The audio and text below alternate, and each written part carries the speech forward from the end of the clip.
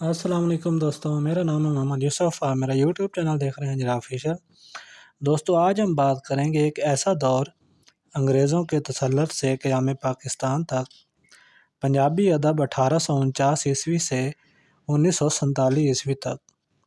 دوستوں، آگے بڑھنے سے پہلے گزارش ہے کہ آپ ہمارے چینل کو سبسکرائب کر دیں تاکہ ہماری ہر نئی آنے والی ویڈیو کا نوٹیفیکیشن سب سے پہلے آپ کو مل سکے۔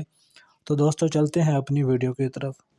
دوستو، ہوا کچھ یوں، جب انگریزوں نے 1849 عیسوی میں پنجاب پر مکمل طور پر قبضہ کر لیا، اس کے زیر اثر سیاسی حالات میں بڑی تبدیلیاں واقع ہوئیں۔ دفتری زبان فارسی کے بجائے انگریزی قرار پائی۔ اس کے ساتھ ساتھ اردو کو بھی عدالتی، دفتری اور تعلیمی زبان بنایا گیا۔ اس دور میں آریہ سماج کے زیر اثر ہندوؤں نے اردو کی مخالفت شروع کر دی۔ رد عمل کے طور پر مسلمانوں نے اسے اپنی قومی و ملی زبان کا درجہ دیا اور پنجابی زبان سے ان کی دلچسپی ذرا کم ہو گئی۔ ادھر سکھوں نے، جو ہندوؤں کے ہم نوا تھے، سنگھ سبھا تحریک کے تحت پنجابی کے حق میں شدت اختیار کی۔ مسلمان زیادہ تر اردو زبان میں اپنے خیالات کا اظہار کرنے لگے۔ لاہور اردو زبان کا مرکز بن گیا، جہاں اردو کے سب سے زیادہ اخبارات، رسائل اور کتابیں شائع ہونی شروع ہو گئیں۔ اردو زبان کے فروغ کا پنجابی ادب پر بڑا اثر پڑا۔ پنجابی نظم و نثر اردو کے انداز میں لکھی جانے لگی۔ پنجابی زبان میں اردو الفاظ اور محاورے کثرت سے داخل ہوئے۔ اردو شاعروں کے طریق پر لاہور میں پہلی دفعہ پنجابی کے بھی مشاعرے ہونے لگے۔ اردو کے نئے اسلوب کے ساتھ پنجابی میں بھی غزلیں اور نظمیں پڑھی جانے لگیں۔ انگریزی اور اردو ادب کے اثرات سے پنجابی بھی مستفید ہوتی رہی۔ ترجمے بھی ہوئے، نئی اصناف کی سرپرستی بھی ہوئی، نثر کی طرف بھی توجہ کی گئی، سیاسی و مذہبی موضوعات پر بھی لکھا گیا۔ چھاپا خانہ پریس ایجاد ہونے سے بہت سی علمی اور ادبی کتابیں شائع ہونے لگیں۔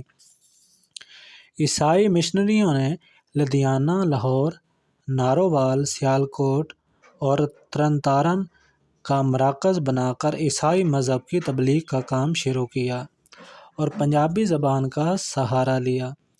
مذہبی کتابوں کے تراجم پنجابی میں شائع ہونے لگے۔ پنجابی زبان کی گرامریں اور ڈکشنریاں معرض وجود میں آئیں۔ پنجابی نثر میں افسانہ، ڈرامہ اور ناول لکھے گئے۔ دوستو، اس دور میں دو الگ الگ روایات قائم ہوتی ہیں۔ نمبر 1 پر شعر و شاعری کی قدیم روایات۔ نمبر 2 انگریزی اور اردو ادب کے زیر اثر ادب کی جدید روایات۔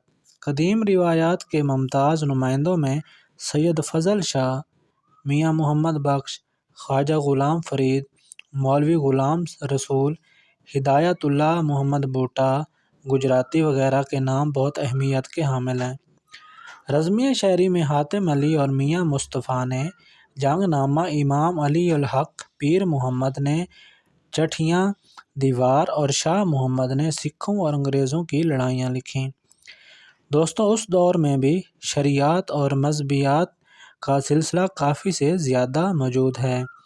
مشاعروں میں جو مصرع سے کام لیا جاتا تھا، اس لیے اس دور میں جو مصرعوں کا سلسلہ نہایت وسیع ہوا۔ غزل اور نظم کا رواج ہوا۔ موضوع اور عنوان کے تحت نظموں کا رواج زور پکڑتا گیا۔ قصص نگاری بھی اس دور میں عروج پر رہی۔ سید فضل شاہ کی سوہنی مہیوال، مولوی غلام رسول عالم پوری کی شہرہ آفاق تصنیف، احسن القصص، میاں محمد بخش کا سیف الملوک اور مولوی عبدالستار کی قصص الحسنین اسی دور کی زندہ و جاوید اور اعلیٰ پایہ کتابیں ہیں۔ سید فضل شاہ۔ نام سید فضل شاہ تخلص فضل باپ کا نام سید قطب شاہ تھا۔ نواں کوٹ لاہور کے رہنے والے تھے۔ دوستو، یہ تھی ہماری آج کی ویڈیو۔ اگر آپ کو ہماری ویڈیو اچھی لگی ہو تو آپ ہمارے چینل کو سبسکرائب کر دیں تاکہ ہماری ہر نئی ویڈیو کا نوٹیفیکیشن اسی طرح آپ کو ملتا رہے۔ ویڈیو کو لائک کر دیں، اچھا سا کامنٹ کر دیں۔ ہم اپنی آنے والی ویڈیو میں سید فضل شاہ کے بارے میں بات کریں گے۔ دوستو تب تک اپنا بہت سارا خیال رکھے گا، ملتے ہیں